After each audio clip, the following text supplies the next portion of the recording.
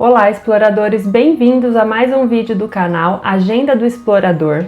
E se você ainda não é inscrito, não deixe de se inscrever, deixar o seu joinha aqui no vídeo e compartilhar para que outras pessoas tenham acesso a diversos eventos culturais, lugares históricos, mas com muita informação para ajudar na sua visita.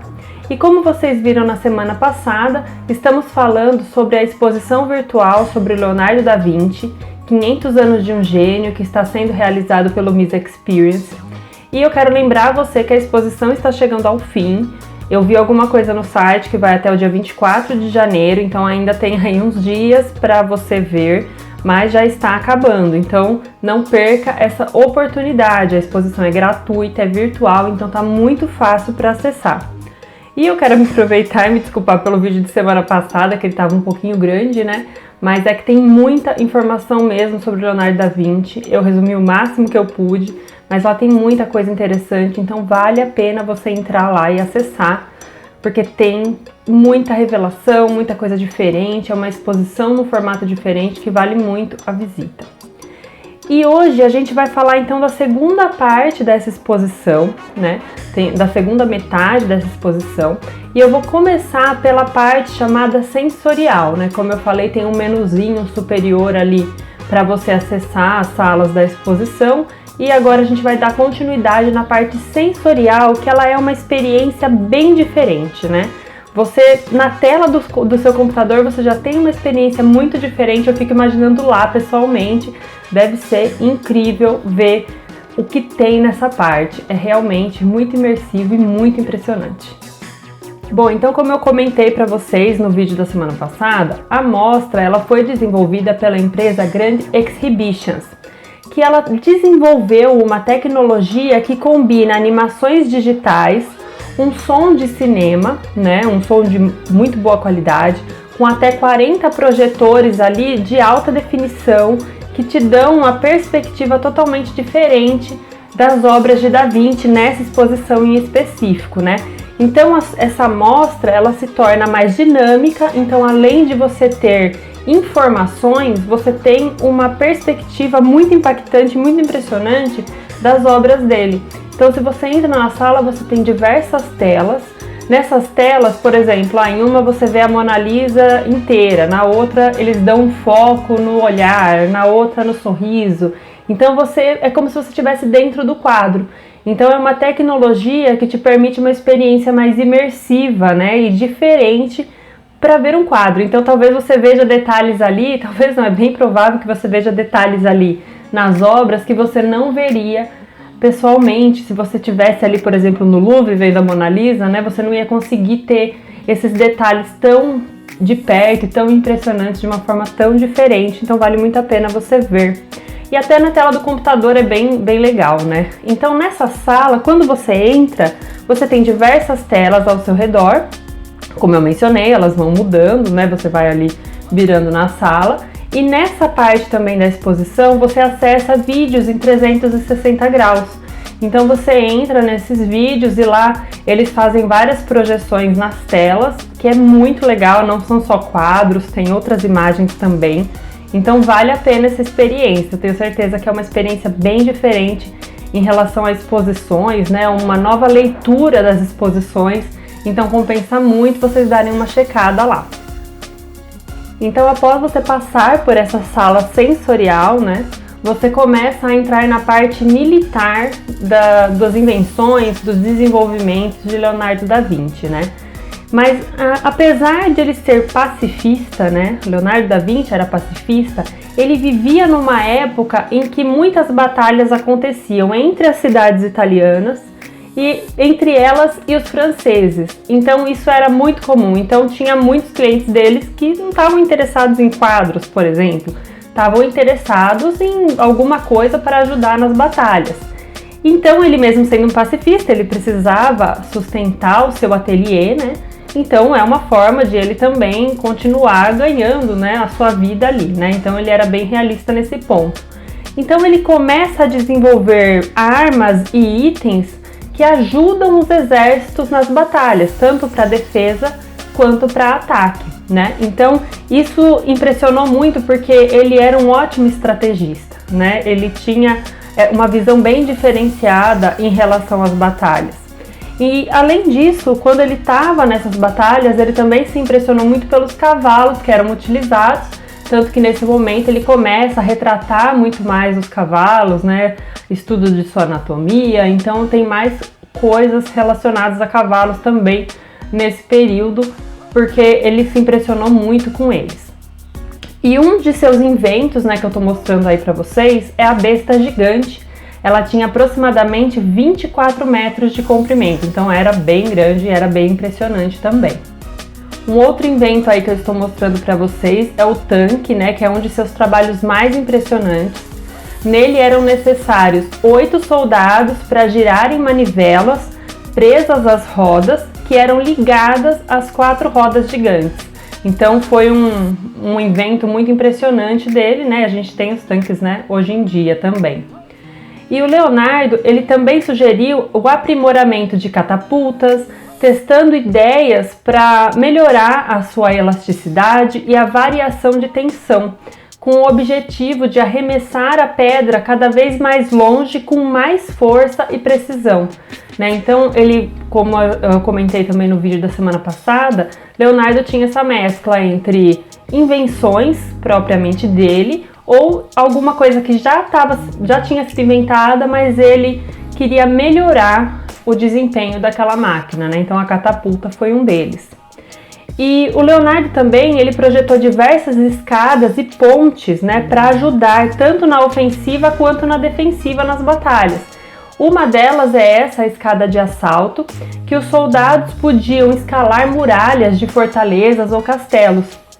E além disso, elas eram portáteis, então elas podiam ser aumentadas ou diminuídas, né, que são muito semelhantes às escadas usadas hoje em dia pelos bombeiros. Então aí a gente tem uma ligação do que era feito antes e do que se tornou agora, né? Tem essa referência dessas escadas aí de Leonardo.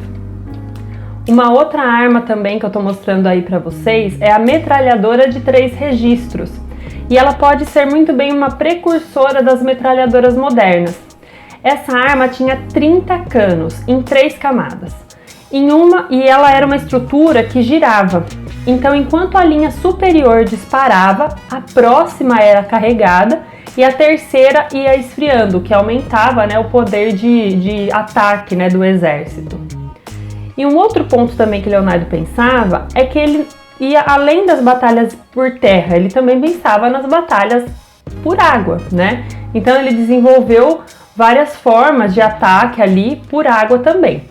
Um deles é o equipamento para respiração subaquática. Então, ele desenvolveu esse equipamento e em 2002, uma roupa de mergulho baseada nesse projeto foi feita com couro de porco, bambu e cortiça e foi utilizada pela mergulhadora Jack Cousins. E ela teve até algum sucesso utilizando essa roupa, né, que foi baseada no projeto de Da Vinci.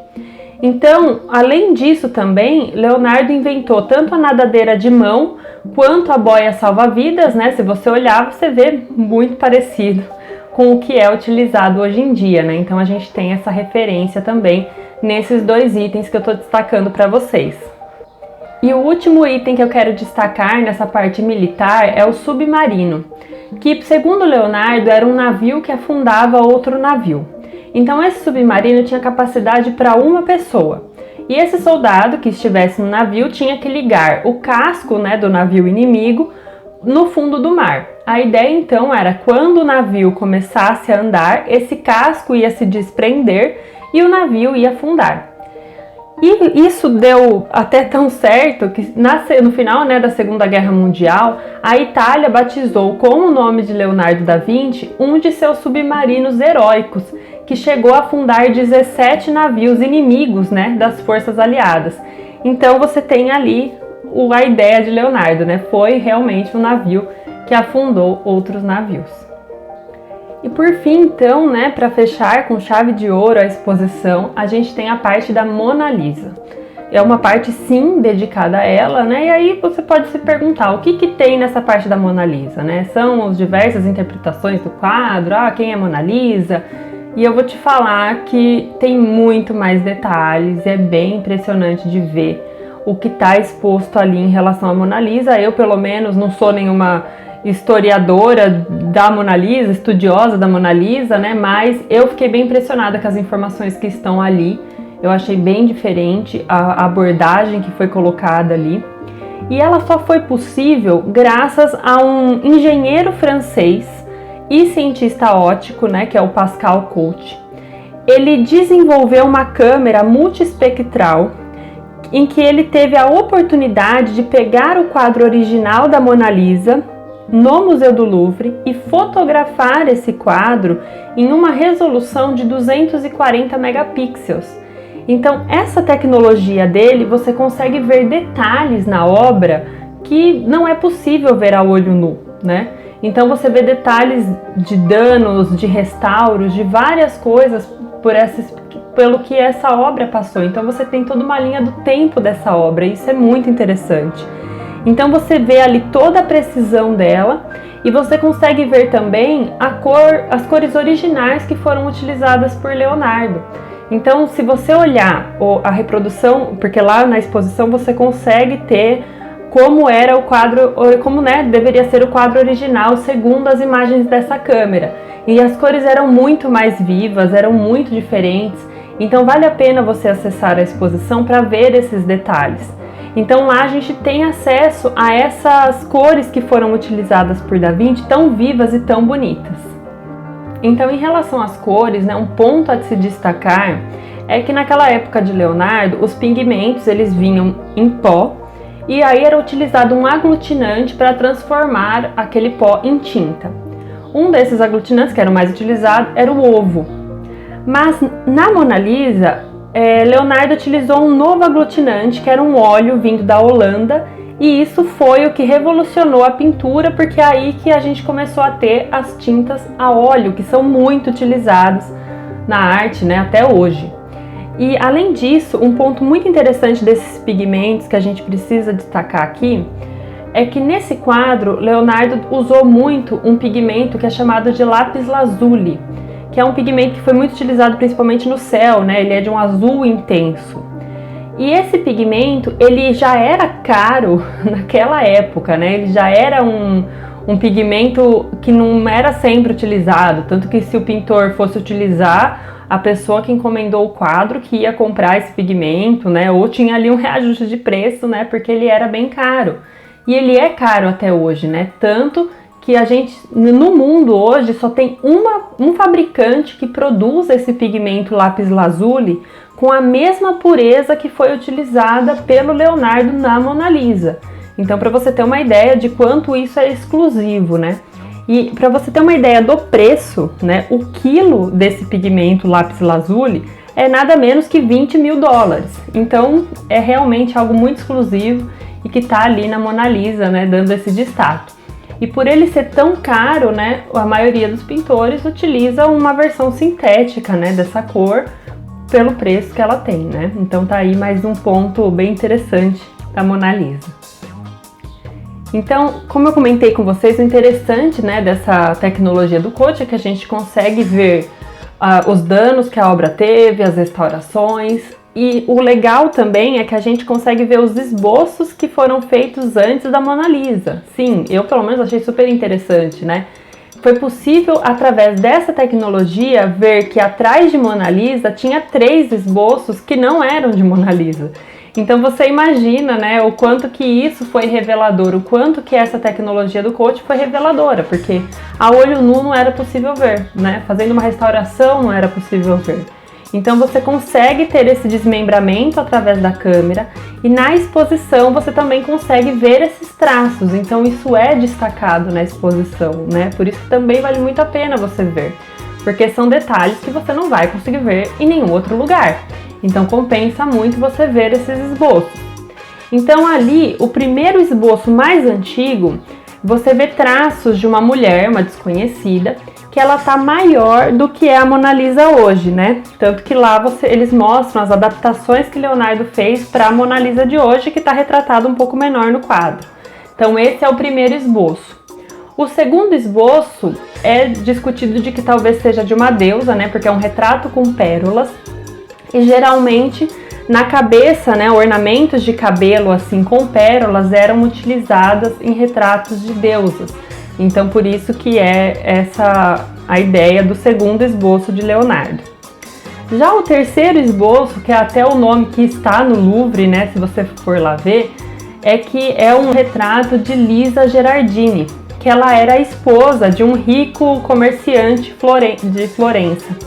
Então ali esse rico comerciante encomendou esse quadro, então é ali o retrato de Lisa Gherardini. Porém, se você olhar, né, ali na exposição, Lisa Gherardini não é igual à Mona Lisa de hoje.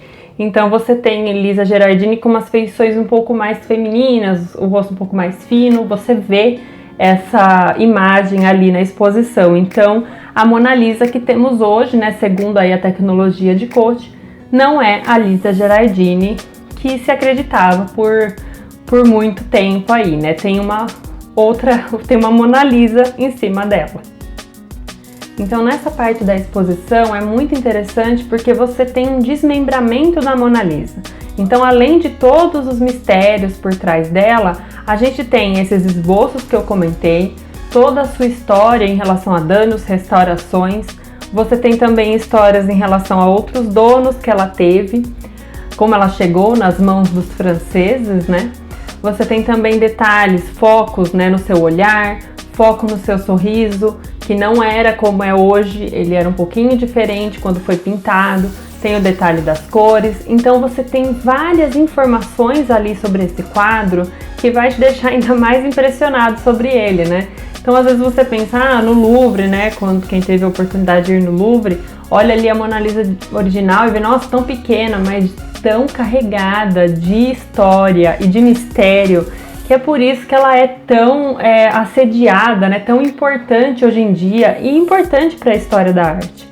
Nela você tem diversas técnicas utilizadas pelo Leonardo, né, todo o seu conhecimento como pintor e em todas as áreas que ele estudou, que a gente viu que não foram poucas, estão empregadas nessa obra, né? Então todo o seu conhecimento está ali, seu conhecimento de anatomia, seu conhecimento de luz e sombra, perspectiva, então tá tudo ali, né? É o olhar que te segue, o sorriso misterioso, tudo está nessa obra e ela é tão valiosa que ela não pode ser transportada do Louvre.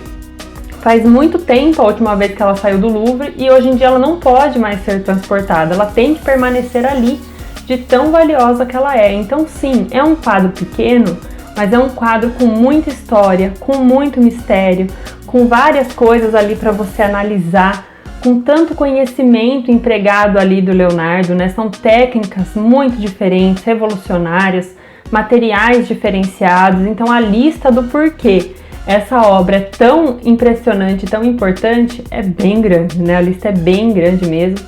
Então eu convido muito você a aproveitar esses últimos dias da exposição e ver esses detalhes de Mona Lisa, porque são muito legais e muito diferentes, assim, para você. Se um dia você tiver a oportunidade de ir no Louvre ou ver a obra de alguma forma na internet, para que você dê mais valor ainda a ela, porque é muito rico de detalhes, muito rico de técnicas ali e vale muito a pena ela ser admirada. Bom, então como eu falei, né, estamos no final da exposição, não perca, e é legal que quando você consegue acessar a exposição, você tem ali também disponível lives. Então eles fazem 2 lives, né, tem 2 horários de lives, eu vou deixar aqui na descrição do vídeo esses horários, que daí você entra ali e é um bate-papo. Então se você tem alguma dúvida, alguma curiosidade sobre o Da Vinci, você entra ali, tem um especialista, né, e ele tem uma pessoa ali do MIS, e ele conversa com você, tira suas dúvidas, eu queria saber mais detalhes dessa parte da exposição, ou daquela, ou daquele invento, né, eles têm um contato, né, de mais de um ano com essa exposição, então eles conseguem muitas informações ali para te passar, né. Eu acessei um dia a live, fiz várias perguntas e realmente foi bem interessante. Então se você tem curiosidades aí sobre o Da Vinci, também é a sua oportunidade de conversar com pessoas que conhecem ainda mais, né, sobre ele, tá? Então eu espero muito que vocês tenham gostado, que aproveitem essa oportunidade, né? Eu acabei falando dessa exposição agora já no finalzinho, mas ainda dá tempo de você acessar de graça na sua casa e ver esses detalhes que são muito impressionantes. Uma exposição num formato totalmente diferente, imersiva, aliando a tecnologia à história. Então vale muito a pena mesmo. Eu espero que vocês possam acessá-la e curtir todo esse mundo de Leonardo, né, que eu particularmente já achava muito interessante, mas fui estudar mais por causa dessa exposição, mostrar para vocês também, e ele é muito impressionante. Ele fez muita coisa, ele descobriu muita coisa, e todo o seu intelecto, né, realmente só foi visto muito tempo depois de sua morte, né, ele por completo, assim, né, então ele vale muito a pena a gente reverenciar essa história dele e divulgar, né, porque tem muita coisa interessante que obviamente influencia nos dias de hoje do que ele fez e que vai influenciar ainda muito a nossa vida. Então espero que vocês tenham gostado dos vídeos, né, e não deixe de ver a primeira parte também, e até a próxima!